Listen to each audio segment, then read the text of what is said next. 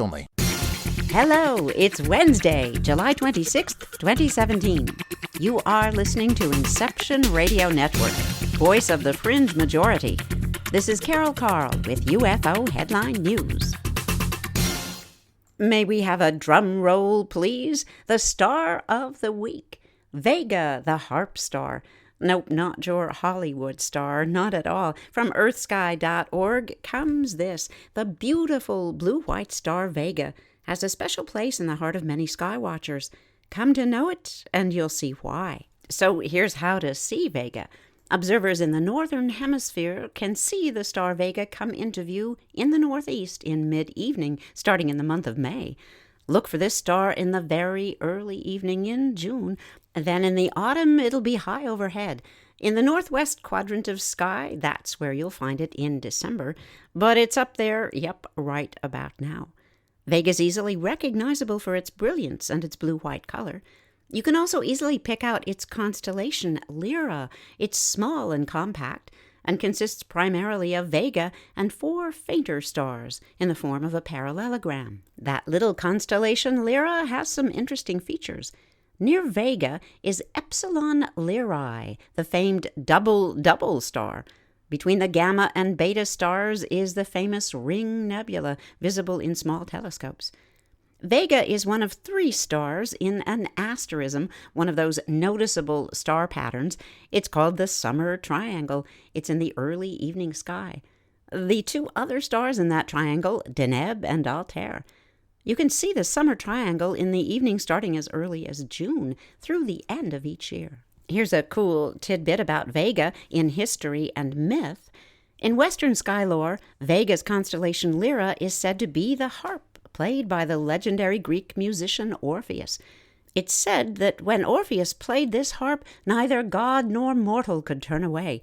Vega is sometimes called the harp star. But the most beautiful story relating to Vega comes from Asia.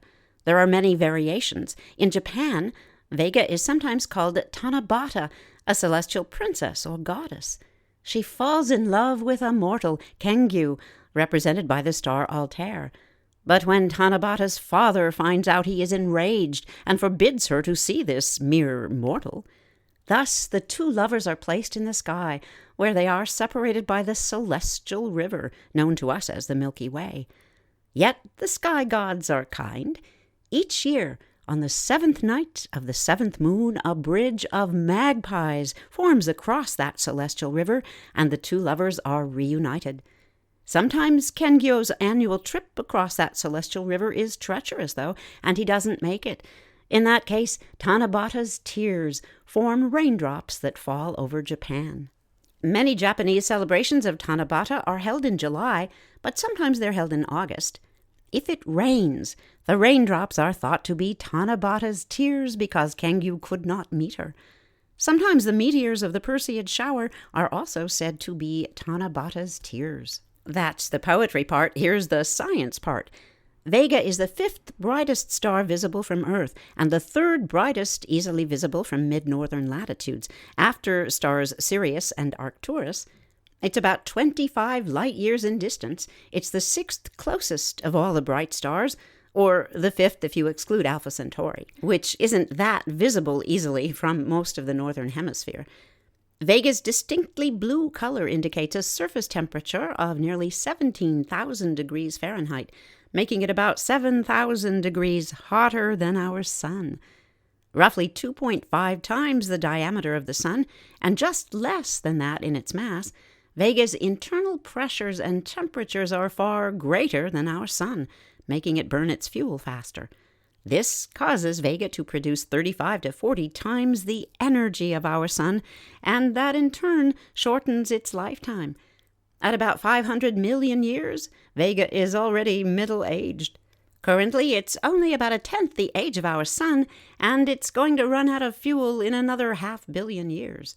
In astronomer speak, Vega is something called an AOV main sequence star. The AO signifies its temperature, whereas the V is a measure of energy output or luminosity, which indicates that Vega is a normal star, not a giant.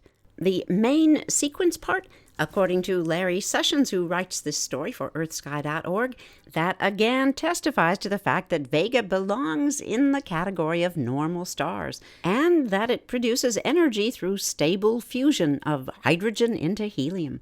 With a visual magnitude, an apparent brightness of 0.03, Vega is only marginally dimmer than Arcturus, but with a distinctly different color. It's cool blue. Whereas Arcturus has that ruddiness thing going on. In fact, in antiquity, Ptolemy described it as sub-rufa, or slightly red. And that should segue us into something else red, the red planet. From newatlas.com, with a byline for David Zondi, here's this headline. Space agencies prepare for communications dropout as Mars is cut off from Earth. NASA and other space agencies are preparing for some downtime this week as communications with the planet Mars are cut off or seriously degraded. On July 27th at 1:17 GMT, the red planet will be in conjunction with the Sun.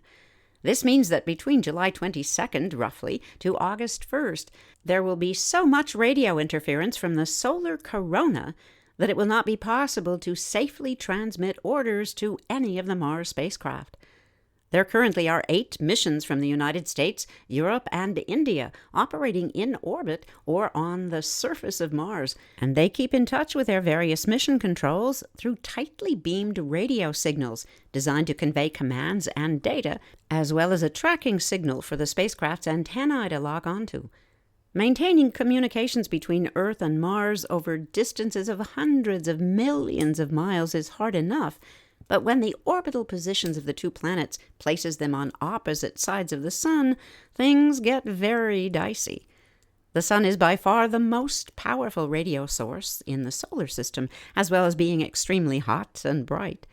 This means that there's a danger that a spacecraft will lock onto the Sun during that conjunction instead of the tracking signal, causing communications to be lost entirely.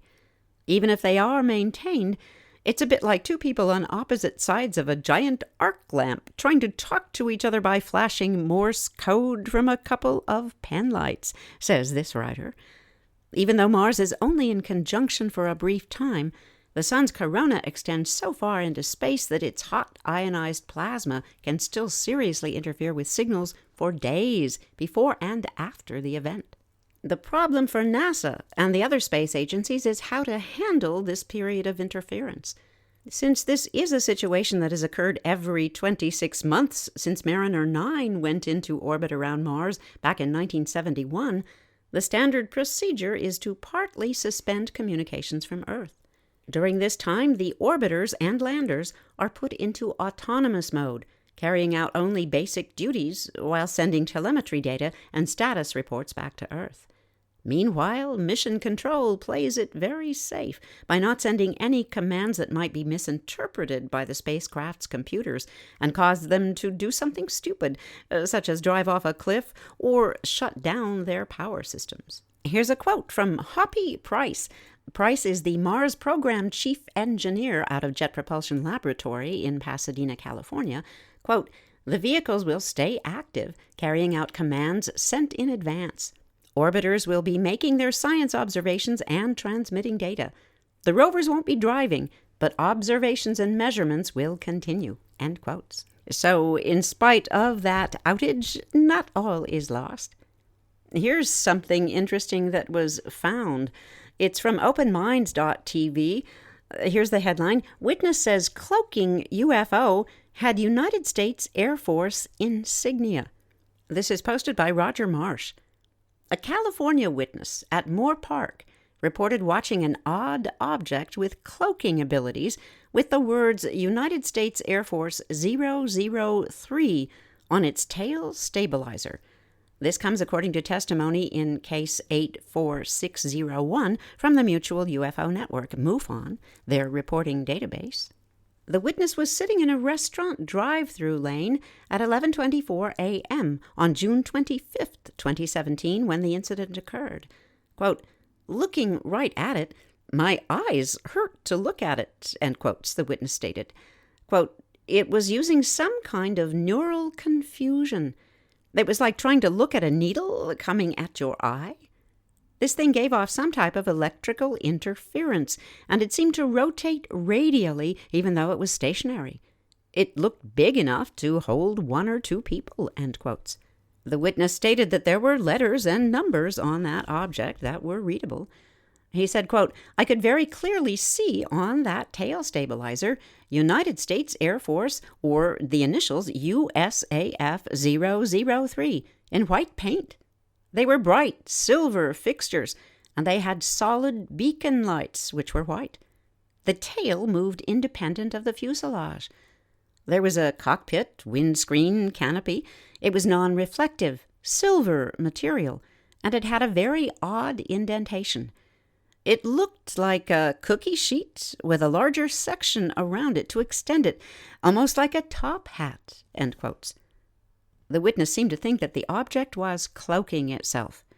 Quote, "The electrical interference seemed to pick up.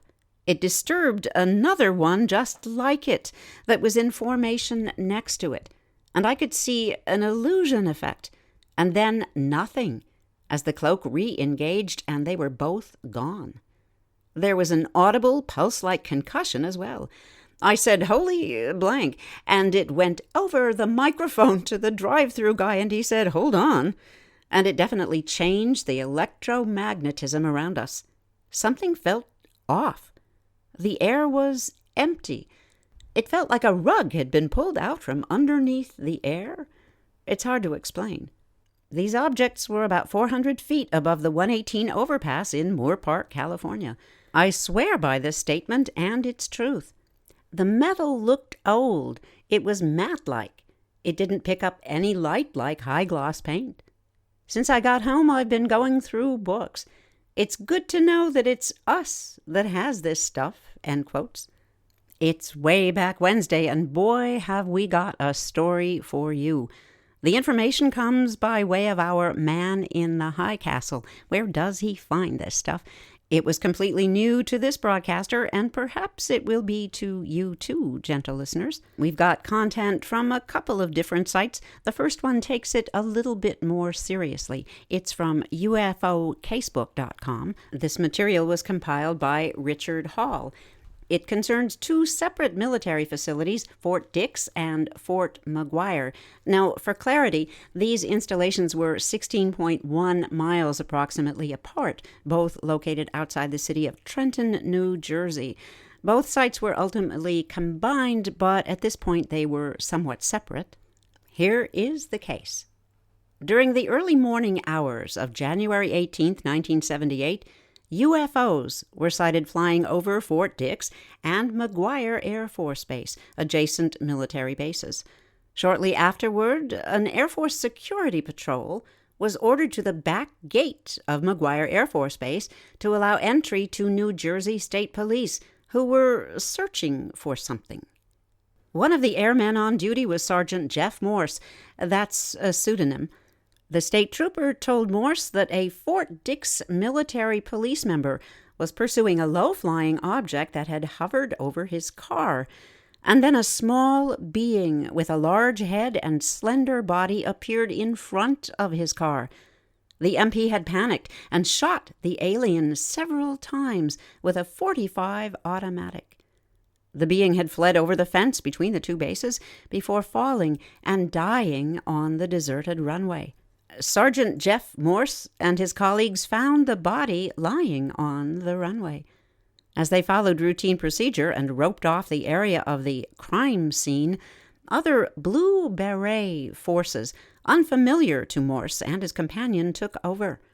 Morse was relegated to a backup role, but he could see from a slight distance away what was happening. Later that day, a team from Wright-Patterson Air Force Base in Ohio arrived in a C-141 cargo aircraft, crated up the body, loaded it on board, and took off. Morse and his companion were warned not to talk about the incident, or they would be court-martialed. 2 days later, Sergeant Jeff Morse and other participants were taken to Wright-Patterson Air Force Base, where they underwent intimidating interrogation, and were again warned not to talk about the incident. Morse supplied the names of the interrogation team, taken from their name badges, and apparently... Okay, keep your eyes closed. Okay. I want to show you my first ever painting. Ooh, all right. Okay. Open your eyes. Oh, that's a lot of colors and shapes. So be honest. What do you think? Well, I like how if you switch to Geico, you could save hundreds of dollars on car insurance. Oh, yeah, that's true. Yeah. Here, why don't I hold your paintbrush while you call them? Geico, because saving 15% or more on car insurance is always a great answer. According to this article, their identities have been verified. Sergeant Jeff Morse reported, quote, "They told me about my duty to keep my mouth shut. I signed a form, and it's supposed to bind me for life." Shortly after returning to McGuire Air Force Base, Morse was debriefed by his commanding officer, and although that lieutenant colonel's name is not published here, it is also known, apparently. And after that, Jeff Morse heard no more about the incident. Shortly thereafter, each of the airmen who'd been involved was transferred to a separate overseas base. Ultimately, Sergeant Jeff Morse was shipped to Okinawa. The author, Richard Hall, has met with Morse face-to-face several times, talked with him on the telephone numerous times, and considers him completely credible. He has cooperated fully, answering all of the questions to the best of his ability, and he's agreed to meet and talk further with various colleagues of Richard Hall, the author here. He's given a formal deposition on the incident in the presence of several witnesses and was subjected to questioning on the specific details. As a direct consequence of innocently being in the wrong place at the wrong time, Sergeant Jeff Morse, again not his real name, has been harassed and threatened, and his reputation has been defamed to the point that he had difficulty finding employment in the law enforcement field. Another witness to this extraordinary event is George Filer, Major, United States Army, retired. Is that a familiar name? Well, perhaps due to the fact that he has an amazing website, the Filer Files, UFOs, etc. He was stationed at McGuire Air Force Base in 1978. Serving as an intelligence officer, one of his duties was to brief the commanding general. While George Filer was not on duty at the time of this incident, the next morning he heard talk about the alien body, and he saw a lot of unusual activity. He's prepared to testify on what he knows firsthand and what he's learned since about the incident.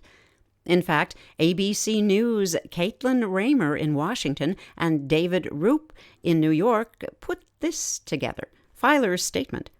Former Air Force Major George Filer III has told reporters that when he was at McGuire Air Force Base in New Jersey, an alien craft came down and an alien got out and was shot by a military policeman. Quote, "Our security police went out there and found him at the end of the runway, dead," end quotes, Filer said. Quote, "They asked me to brief the general staff," end quotes, he said, but later he was told not to. He said he would tell the story in front of Congress.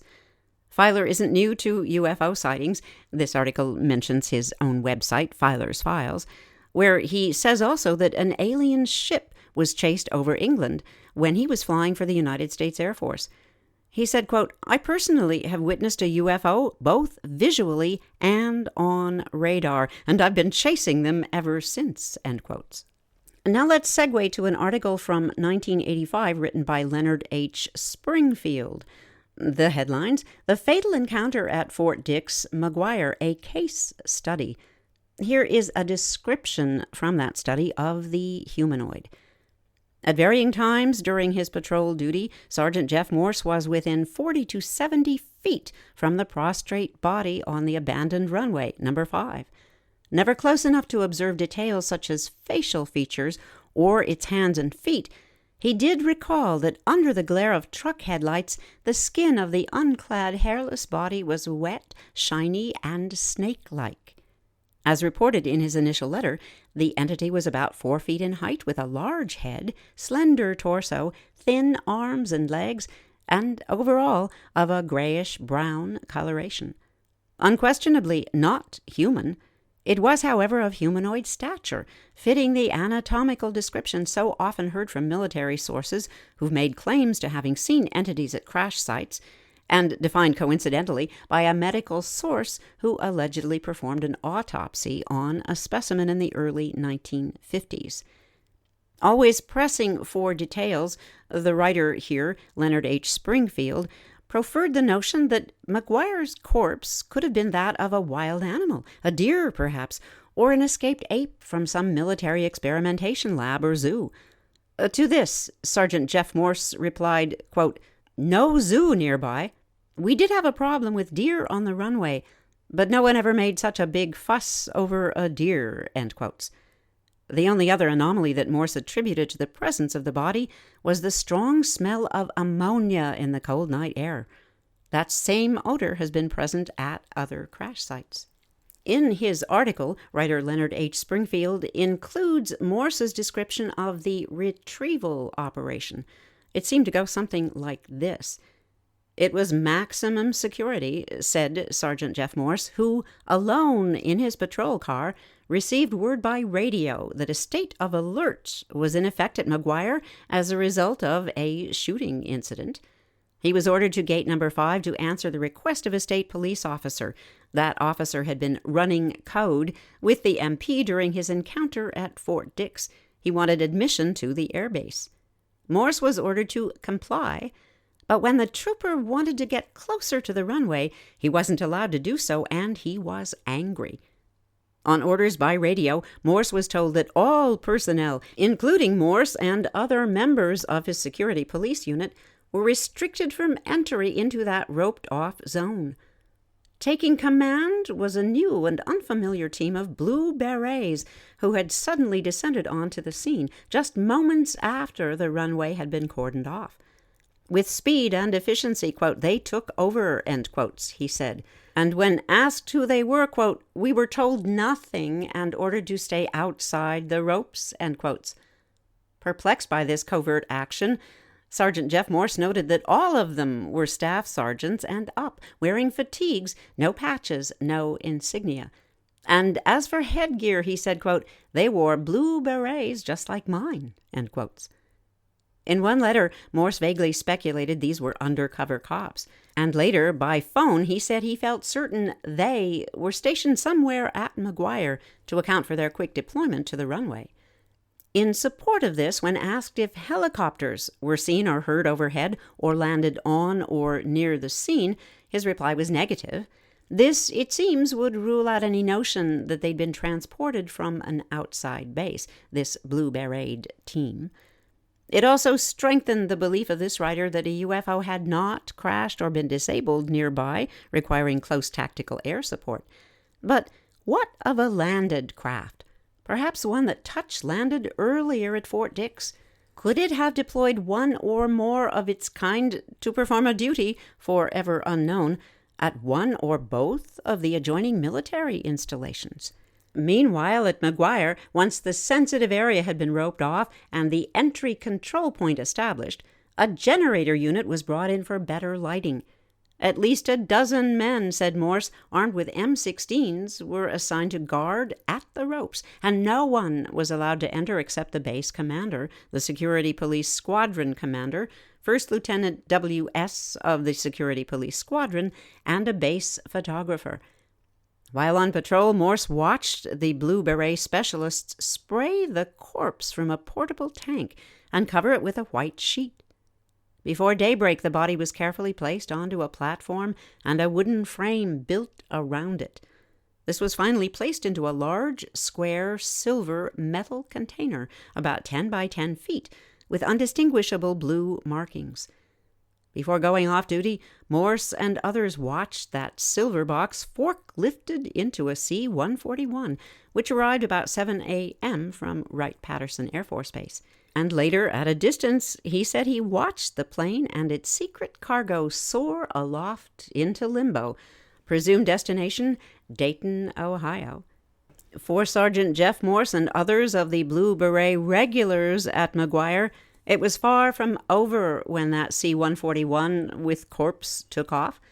2 days later, he and 3 others he named were also on another C-141 with orders to report to Wright-Patterson, that base of many secrets.